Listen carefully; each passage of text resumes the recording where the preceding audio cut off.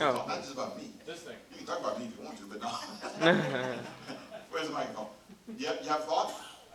About this sermon, whatever that was. Yeah. I don't know. I have to think about it. I don't know. Okay, that's okay. Somebody else. What do you think? About the millennials and how to relate to them verbally. Yeah, I think that's very important. If we're going to reach that generation, we've got to be there. Our language has to be able to communicate, because we talk church speak. We understand it. But translating it to a middle schooler or a high schooler, if I can get you to say that again in middle school language for me. Say that. How would you tell your grandchild that? Start there. That might be a simple way to do it. Pastor, please. I would just say the idea of application, that this theme of overall application for the year, because I already focus on application of scripture, but to have a theme that kind of ties all of your messages in can truly hone in your study time, because things going to immediately pop up into your mind and your spirit instead of the slower process and not knowing where you're going. If I told a pastor, give me 5 things your church needs, just 5 things, give me 5 issues that they need to hear about. Give me a theme for the year and then 5 things that would help them get to that theme.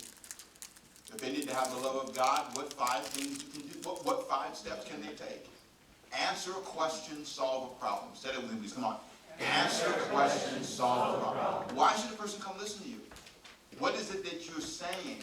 You can't just rely on the moment you're in, because it's not about just me. If you notice in this event, it's not just me. I want you to be involved in this, because I want you to own some of it. So anybody else have a part that spoke to you the most? Yes. For me, it was when you mentioned having a plan, which meant creating the sermon ahead of time and sharing it with people to build leadership. Because we came out of a ministry, not Pastor Jen's ministry. He's a great guy, fabulous, nothing wrong with him. He's perfect. I agree. I feel the anointing right now, right there. It is. Don't forget it, okay? Go ahead, brother. But the previous ministry, the pastor was very secretive and guarding of his sermon, because his excuse was, or I don't want to say excuse, but maybe that's what it was, is he wanted you to have fresh bread. So how dare he share that with you before Sunday when you hear it for the first time? And I understand that. Let me tell you, I've evolved to this person, you see, because I didn't understand that my job is not to necessarily wow you, but it's to bring you along with me. And it took a while, and it's very emotional when you're the preacher.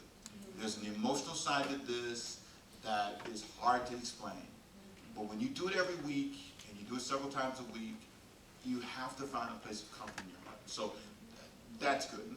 Let me take you, if I can, to the next part of this and show you 5 tips that might help you with all this. The first one I've already told you. Okay. Preparation. Start early and work in pieces. Say that with me, please. Come on. Start early and work in pieces. The second thing, regarding your marriage and children. Now, that's a whole other session, okay? We have to come back and spend a lot of time, and today's not the day to do that. But let me give you a tip. If you want to keep that under control, put them on the weekly calendar.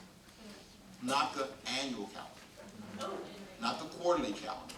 It's every week. Then, handling money. Ask for help. Open your world up to review.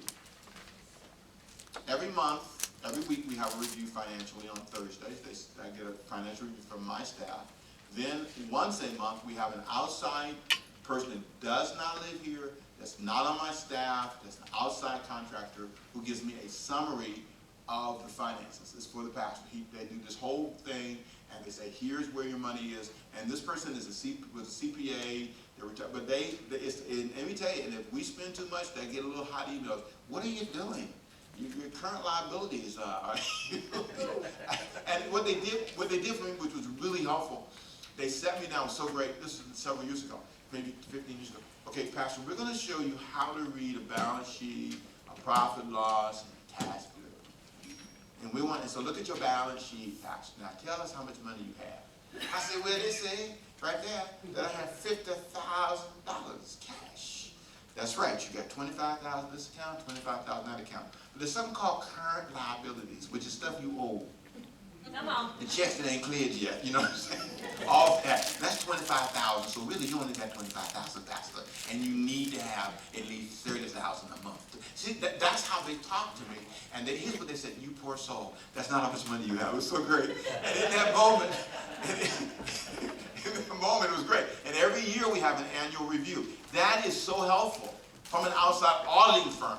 There's something about knowing that I'm going to be reviewed, the process, and we need to somehow allow somebody to know. If you're taking the checkbook and put it in your office, we need to pray. All right, here we go. Number four. So, ministry tensions. View them as growing pains and don't always attack when you feel it. Don't go into war mode. Don't call them the devil when they ask you the question. Let people talk to you. Some people go too far, you can adjust them lovingly, but understand the balance. And then ministry expectations. Serve and grow within your ability. Matthew 25:15. He gave the talents according to their ability. Don't make this about you being like somebody else. I didn't say these things for you to be exactly like me. I just told you what I do. And the goal is to help you see. Now, here's what's going to be challenging. For you to take this information and use it. There's some thieves. There's a book called The Power of One Thing. And it talks about the power focused on one thing. So you can read the book if you want and research, but let me give you the 4 robbers or thieves of being productive. You ready? Number 1, you can't say no. You say yes to too many things. As a matter of fact, the successful people say no more than they say yes. The fear of chaos. Chaos comes with success. Some of you are having strife, but that's because you're growing.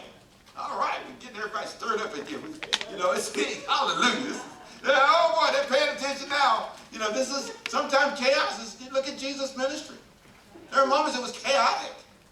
So don't always think that's bad.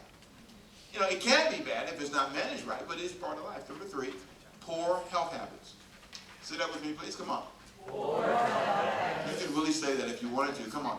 Poor health habits. You're saved, you're sanctified, you love God, but you are horrible at what you eat, you don't exercise, you can't run from the devil if he chased you. I want you to think about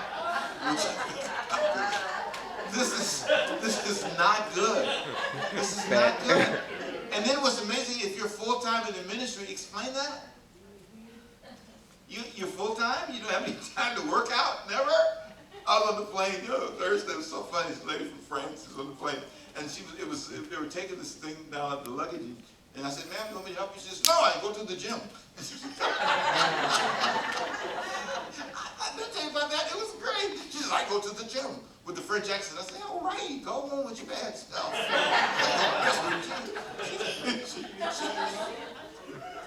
said, "Yes, ma'am." And I thought, what a great story. That's what Jesus people should be saying. I go to the gym. What do you think? I laughed. She laughed too, and I laughed. I like that. That's great. You can do better. When's the last time you had physical? Do you know your blood numbers? Do you know your blood work? Come on. What in the world? You know, I mean, simple things. You know, Christians don't floss because they're saved. You know, it's like, really? You're saved, so you don't floss your teeth. You got grits in there and cheese from last week. They talk to each other. Hey there, how you long you been in here? I've been here for 4 weeks. I know my cousin, he died in here. He was in here for about a year. He went up in the gums, though. He was dead. All this ugly. I tell you that. You see me what are you doing? I got scared. And then you go to the dentist and you don't know what happened. You go in there praying and asking God and talking to Jesus and speaking in tongues. You need to floss. You need to try. You need other things you can do. You're asking God to deliver you from this toothache. The Lord said, if you don't do it, I'm coming out. The tooth is trying to tell you something. I'm going to come out. All right, here you go. You better brush me. That sounds so simple. You tell your kids that. But if you look at what do we end up praying about? The simple things in life. The trials we don't have to have. If you're going to have trouble, have trouble. That's part of life. If it's going to happen, but don't let it be because you didn't do your part. Why can't you walk 20 minutes a day, 3 days a week? Tell Jesus why. Why? But you can talk on the phone. You can watch your favorite show. You can go to church. You know, it's not. We don't get it sometimes. And lastly, an environment that doesn't support your goals. Sometimes you're with people that will never get you where you want to go. The people you talk with, the people you hang with they're not spiritually committed to growing. They're not wealth builders. They don't care. They're lost in some land. And that's why they live on this tightrope and they're frustrated. And they won't survive the ministry they love. Sometimes what's really tragic is you love this, but if you don't manage it right, it can be the thing that hurts you the most. And so balance is important. So here's what we're going to do for the last 12 minutes or so. I brought my wife with me, and I thought it'd be fun for you to hear her voice. So Diana, come up here and let them hear your sweet, wonderful, kind, prophetic voice. She's so gifted. Give her a big hand. Make me feel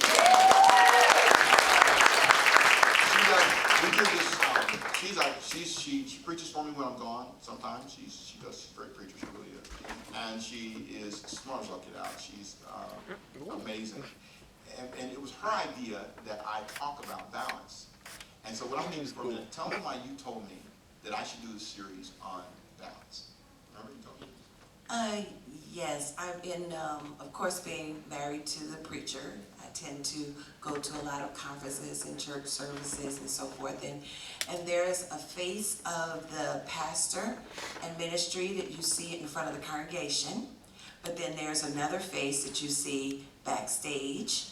There's another face and a view that you see in their homes and if you go to dinner and all of that. And one of the things that really got me was in some environments, especially as churches grow, when it comes to the preacher's kids, the kids are basically raised by somebody and they're on display and all these various things that I would see. And so we made a decision that when our kids were little, we would raise our own kids, have individuals help every now and then, but we'd make sure we raise our own kids. And our speech was, if they turned out crazy, we know we did it. You can't say, you know, they were they can't blame God. It's like, no, we raised, you know, 2 crazy kids. And so it's just certain things that we just agreed on while the church was still small. And so I noticed things that he did that others did not do. And so I said it's some unique way in which he has done this piece that's ministry, strong marriage, and still have 2 adult kids who really like hanging with us, which is, you know, we got it in honor. And so his ability to balance all of that was unique, and I felt it needed to be shared with other pastors. Our kids are not perfect by any means. They're not perfect people. They make mistakes, and they are. We've had. I always say God is the perfect parent. Look at some of his kids. So I don't want you, if you've had challenges with your kids, to feel that you're not a good parent. But I do want you to know that there are things that you can do that can make it a lot easier. So give me some specific things that you think I did. You want to try to say it? Hit the button. Is that it? Yeah, swap it out. There you go. All right, go for it. Okay, I would say when it comes, especially with the kids, something that you made just plain to us even at the start was God was first, your family was second, and church was third. And often a lot of family, pastors, kids, and especially the spouse feel like, okay, he's doing this for the church. You know, you can't bother him right now as someone from the church is calling and all of that. And so you made it plain that, of course, God is always number one, but your family was next. Now, what we're going to do for the next 9 minutes, you get to ask Diane questions. She's on the hot seat. Whatever you want to ask her about. Make it easy. It's Saturday. Because a man can talk about balance all he wants to. But go for it, people. What do you want to ask her about? And if I could throw in one more thing that you did also is that you allowed me to put various things on the calendar that piece that he said when it came about the family and putting it on the calendar. So when our kids were little, whether it was PTA meeting or the circus was in town or whatever, you know, I was able to put it on the calendar, and it wasn't, well, I have to erase it because I have a council meeting, or, you know, or sister so-and-so is crying in the corner, and we, you know, I can't go with you to the circus. He'd say, okay, so I'll talk to you for a minute, but I'm taking my kids to the circus, you know, and so we didn't ever get booted off the calendar. You know, he actually had God first, family, then ministry.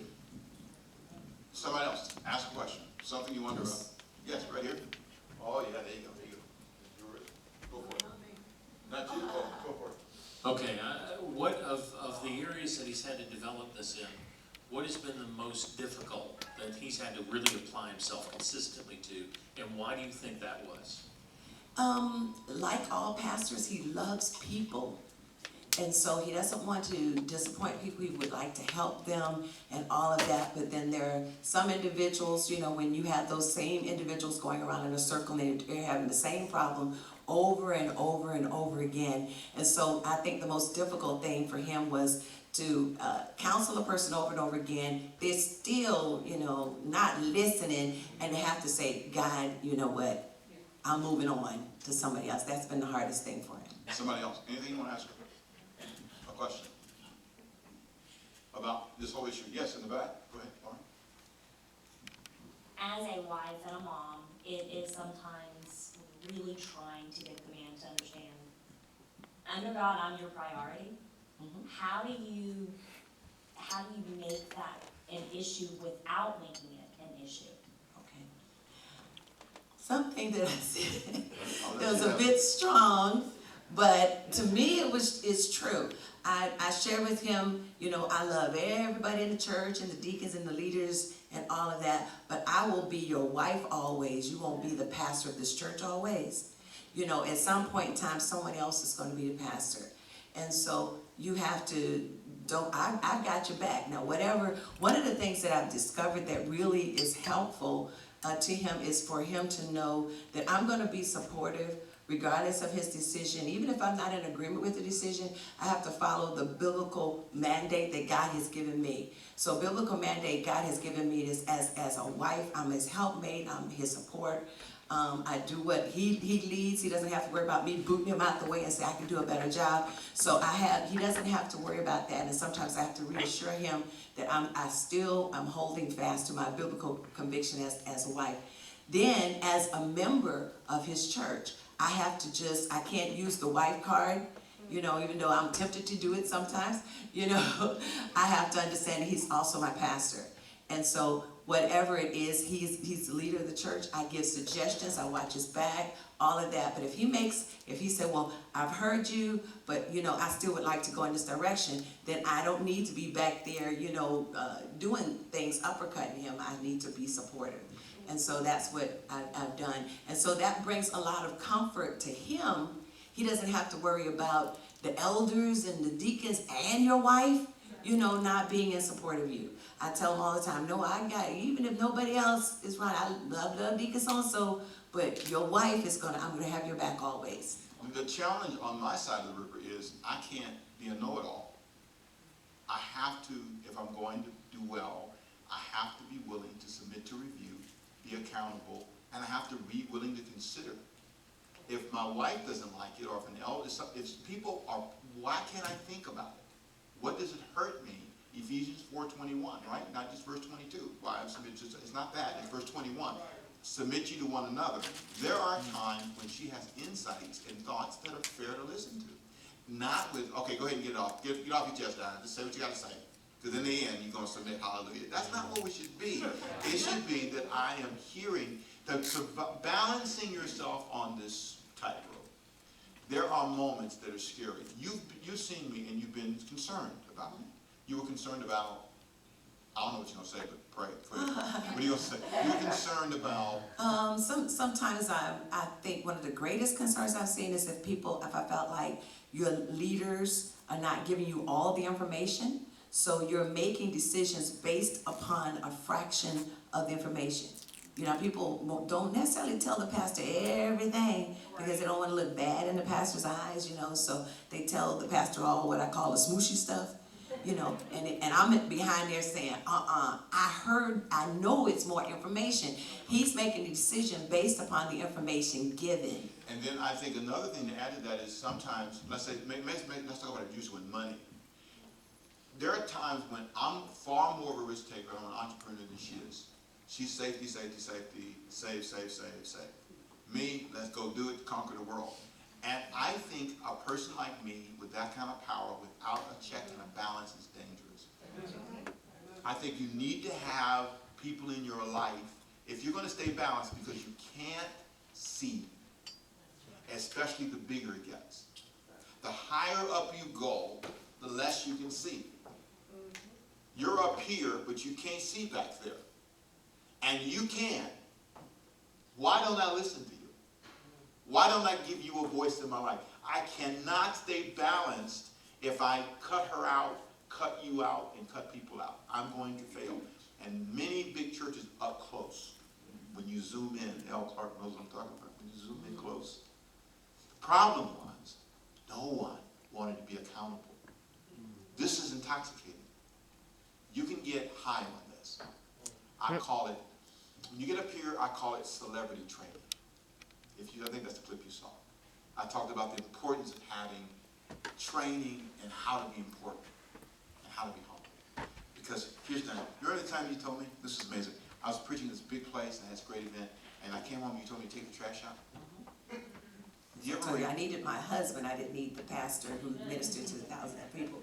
I needed my husband to take the trash out because the sun ain't going down. It was dark. I love you. Give her a big hand, people. I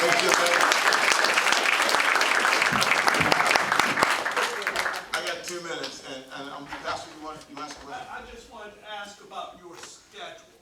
You know, how do you balance the dynamics of that kind of ministry or that level of ministry? You know, we're moving towards these kind of levels of ministry. Well, let me tell you what you do. First of all, you let everybody help you. You let everybody help you. Thursday I was in, where was that? Thursday I was in Virginia. Wednesday, I'm sorry. I was in Virginia Wednesday. Thursday I was in Atlanta. Friday I flew to be in Orlando, and here I'm here Saturday morning. And I preached a 5 o'clock Saturday service. I got 2 weeks to 2 tomorrow. But I'm off Monday. And Tuesday. Hey. Work out Monday, Tuesday. Yeah, you want to come on? You want to ask him? Come on, go for it. Okay, he had a marathon week, but we believe in templates. And so I'd say, for example, Monday, ever since we had a much smaller congregation, he called it Diane's Day. So even when our kids were little, Monday was Diane's Day. So we would go to breakfast, lunch, dinner, but if it was time to get the kids, it's okay, we got to go to the bus stop. But it was always, that's the day where we went out, went to the movies, whatever. And it's still that way. Even when he went back and forth to California, and everybody wondered, how in the world are you going to do that? Monday, even if we were in LA on Monday was Diane's Day, and we went to dinner and movies and did absolutely nothing. That was the template. Usually Tuesday is a lot of administrative work, administrative planning, adjusting the calendar, all of that. Wednesday, I believe you called Wednesday your special day of prayer and additional study. Thursday is usually his people day. And so he would make all his various phone calls back and forth on Thursdays. Then on Fridays, loose ends. And then Saturday was whatever the kids wanted to do. So he went to Chuck E. Cheese a whole lot while they were young. Went to ball games, concerts, all those various things. And of course we still had those all throughout the week. But that's a general template that we followed, and of course it's not the Bible, so sometimes we had to tweak it. But when you have something like your sermon titles that you were preparing for, you know, that was a basic template, so he was able to handle a lot of that. And then even if he traveled, he was rarely gone more than 3 days, and that was voted in by his kids. His kid said, Dad, I think, you know, he said, how long do you think I can go and it'll be fine? And of course, I think it was our daughter that spoke up first. She said, Dad, 3 days. And so even to this day, even though they're not in the house, our house is nice and clean and quiet. You know? It's just wonderful. It's basically 3 days maximum unless he's overseas. And even if he's overseas, I think 2 weeks max, but most of the time it's more like 10 days when he's overseas. And the point is, you gotta put limits in. And you gotta put limits in. If you don't, it gets out of control. And you just can't let it become. Now, I'm 201. Pastor, you want to, who else has a question that you want? One, is that it? Okay, I'll let you answer this because I want to make sure I'm obedient to the policies, and I'm a minute over here, but go ahead. When you first started being a pastor, were you like, did you have a second job? Or were you just a full-time pastor? I was a broke full-time pastor. And they paid me $150 a week when I started, and I supplemented that with preaching and engagements, and did that, got up to like $1,200 a month. That was my top. And then they gave me a raise. I went to $200 a week. I was rolling in cash. And then I worked my way up. For a season, I had to work as a stocker. After I graduated from Bible college, I had to work a night shift to make up the money to get into another apartment. I had to live with my mother-in-law, who was in town. The church I'm in was started by my mother-in-law. It was 45 people when I came, or thereabout. And they were meeting in a new building they had just rented. And they didn't have the money to pay me housing. So for 6 months, I stayed with her until we gathered up the money, and I worked and did all the other things I could to gather the money up. So I understand that starting process. I hope, did I answer your question? I hope I did. Yes. Yeah, stock shelves at M&M Groceries on the dog food aisle. And today, this is true, today, I don't go down the dog food aisle. Today, honestly, I don't, unless I have to. Those 10-pound bags, I remember them in Jesus' name, those trucks. I'm telling you, I feel, every time I see somebody stocking the shelf, I say, how you doing? I used to do that. I used to do that. So, yeah. Thank you for letting me come. Thank you for listening to me. I hope I said something that helped you today. And I hope more than anything that you get on that tightrope and balance it. We're not perfect people. We've had struggles. We still have struggles. We're working through things, growing. But that's part of the chaos of success. There's always a need. There's always issues with people. But here's the deal. If you're healthy, you'll lead healthy people. Thank you for having me. God bless.